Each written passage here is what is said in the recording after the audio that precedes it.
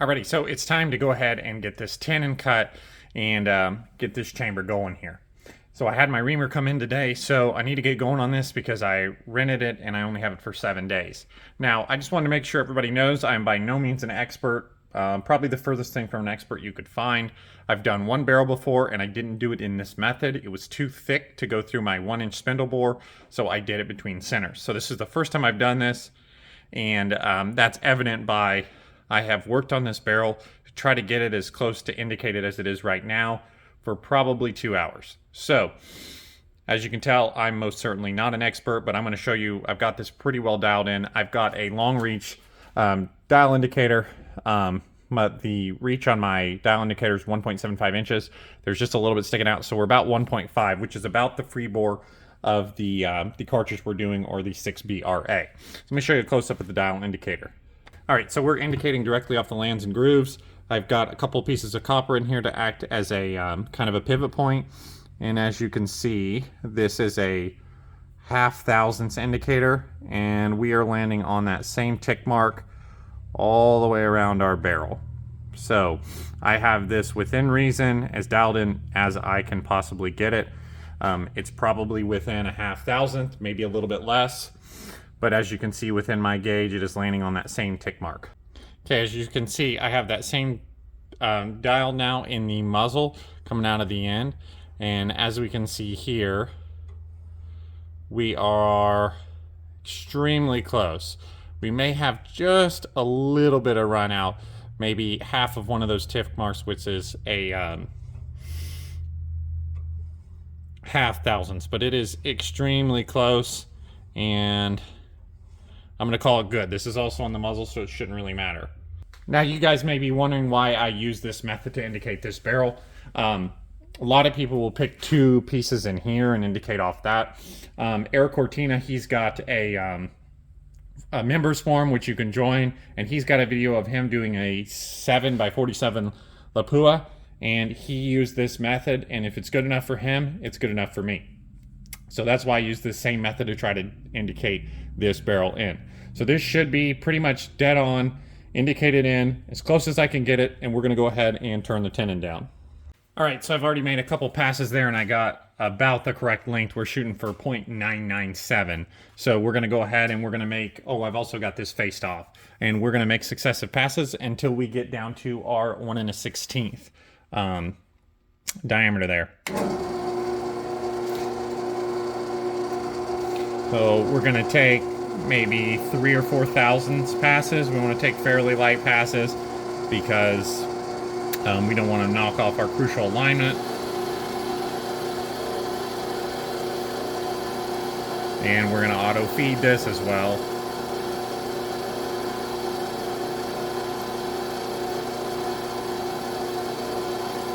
And I won't bore you with all these passes, but essentially I'm going to auto feed it up real close to where our shoulder's going to be.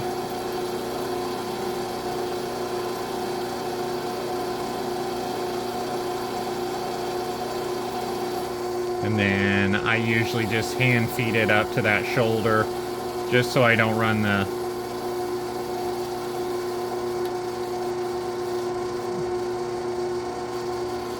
lathe into that shoulder. We'll dial in another 3 or 4 thousandths. And we'll make another pass. So this is a small lathe, so we're going to make light passes, and I'll see you when we get down to that 1 1/16. All right, so we've got our tenon cut to length. It is 0.997, which the print says 0.997 plus or minus 1, so that should be perfect. Our diameter is 1.058, which they've got 1.055 plus or minus 3. So I wanted to be on the thick side of that. I went ahead and cut my thread relief, and then I'm going to thread this. The one other thing I need to do is I need to cut this down here, because in order to fit the quick change barrel system of the Seekins, this has to be 1.2, and this is a 1.25 inch blank. So I need to measure off how much I need to cut off here and do that. But we're going to get to that here in a second, and then we're going to thread the tenon here. Alrighty, so I didn't do any recording of this because it's kind of a tedious process. It took me about an hour to thread this tenon. So, as you can see, I've got my Seekins Havak HIT here, and I've got this threaded to where it will spin on nice and easy by hand. As you can see, as we're not all the way up, we have a little bit of play, which supposedly is good, so then we can seat by the shoulder other than the threads. And as we get close, you notice it's pretty tight, but not tight where we're going to gall the action or anything. And as we get all the way on, real good as far as that goes. And then while we're just about to bump the shoulder, we have very, very, very minimal play, which is what I was shooting for. I didn't want it to be tight because from everything I've read online, you want a little bit of room so you don't gall your action or your threads. And then as you can see, we spin on nice and tight there. So I've got it threaded, got the tenon threaded now. And now the last thing to do, or last step that I do, is I go ahead and I chamber ream. So I'll see you whenever that's done. Alrighty, so to ream this chamber, I used a PTG 6BRA reamer that I rented from 4D Rentals. I used a floating reamer holder and I reamed the whole thing with the finished reamer. Didn't do any pre-bore or anything like that. Took short passes using Viper Spin 'em, usually about 50 thousandths passes, and then as we got closer, we cut down to about 35 thousandths, and then finally 25 thousandths, and then at the end, I used the go gauge and the action and a feeler gauge to determine how to get headspace just perfect, and then you can see a little bit of a cut on the chamber there. It turned out pretty good, pretty nice and smooth, and then lastly, you'll see how we checked headspace. Alrighty, so I just got done chambering this 6BRA, and it's the moment of truth. So we've got our go gauge here. I've got our Seekins Havak HIT action on. I've got the ejector out. I've got the go gauge that we're going to slide in, and as we can see, it closes without any resistance at all, which is what you want. We don't want to be below minimum headspace. And then we're going to take our no-go gauge, which, well, these are usually about 4 or 5 thousandths long. I don't know how much longer this one specifically is, but we've got it, and we hit a hard stop, so we don't have excess headspace. And then my last check is to check a piece of brass, just to make sure that my brass is going to fit in the chamber. Now, this is 6BR brass, Lapua.